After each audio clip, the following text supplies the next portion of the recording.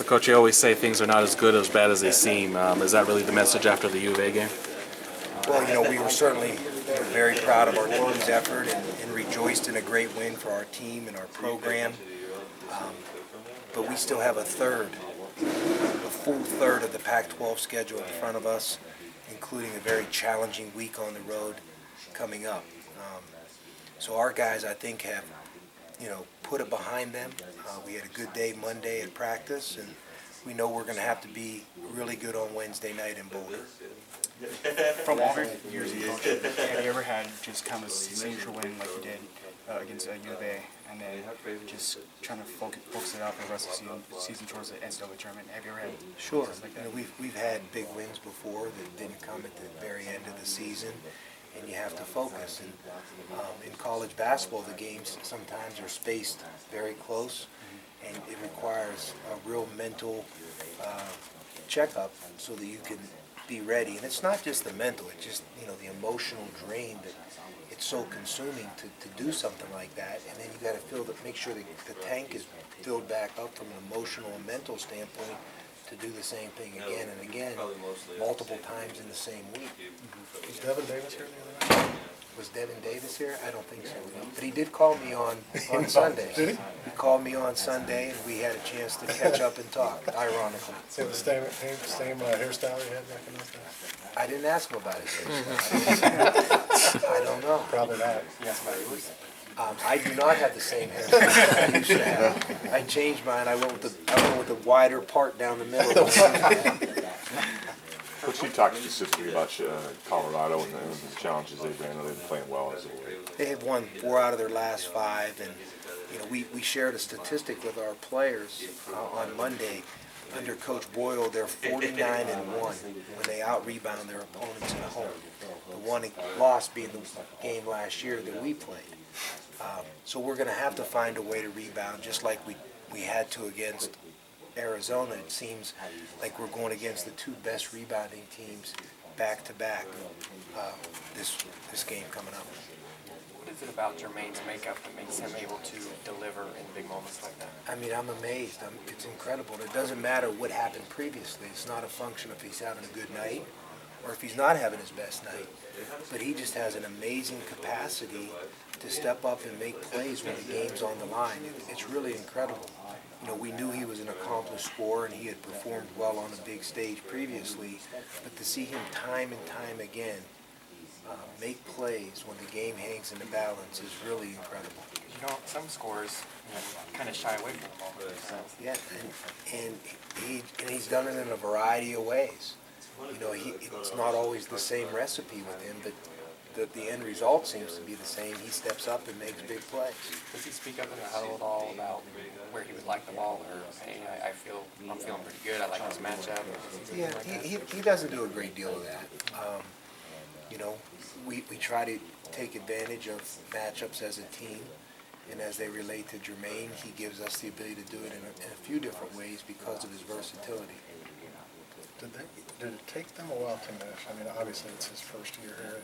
It seems like they've been on the same page for a long time. But yeah, I think Jermaine's transition here was as seamless as we ever could have hoped. I mean, there's always transition every year. Like if you look back to our team in November and December, we're way better. But so is everybody else. I mean, you're constantly working to get better. But I can't imagine, a fifth-year, one-year senior having a more seamless transition than Jermaine did. it seems like he and Jordan kind of know what each other likes and how to get them in the right situation. I think we're doing a better job of playing together. And the other thing that happens over the course of the season, you as a coach, have feedback, you have results to evaluate, and hopefully you can then make some adjustments to put your players in places where they're more effective and more comfortable.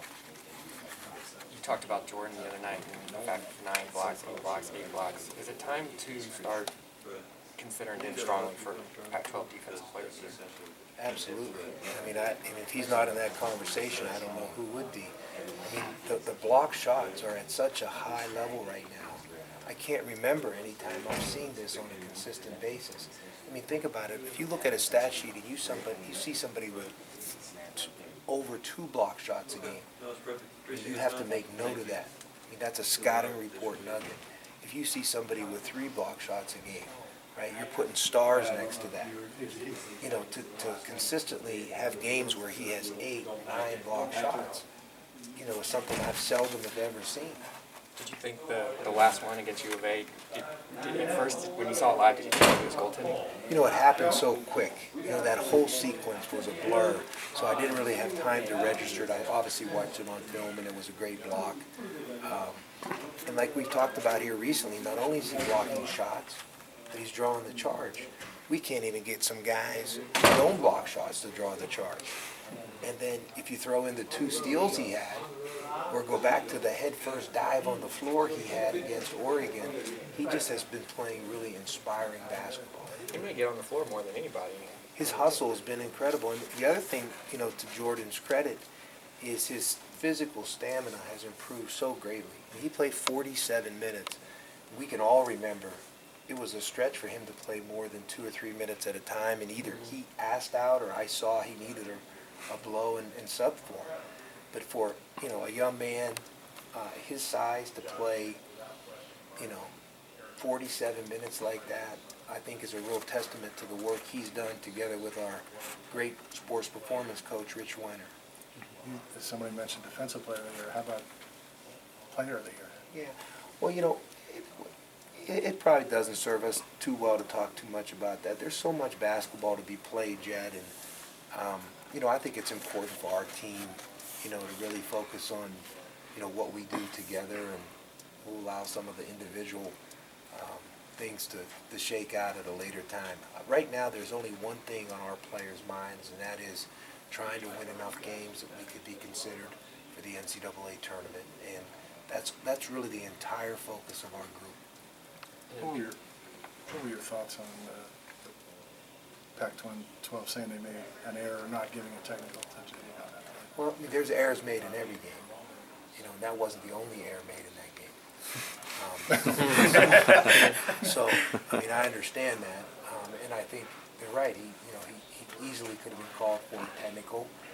That's a discretionary call by officials. They have to make a split-second decision to see if, you know, was he supporting himself or was he not? Was he safeguarding himself or not?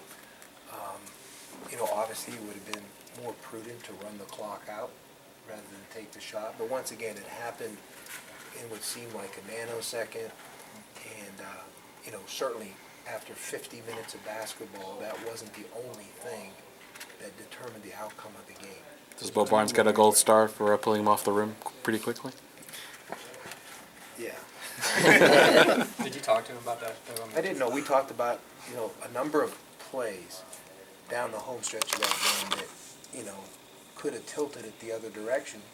You know, plays that we needed to be smarter, and that wasn't, you know, the only one on our table. You know, we committed a foul on an offensive rebound. We had a live ball turnover where we could have called a timeout. There were a number of plays, and you know what? Same thing for Arizona. I mean, no one's playing a perfect game. And they committed some fouls on us that I'm sure they would love to have back. But when kids are out there playing that hard for that long in that environment, you know, not everybody's always going to do the perfect thing.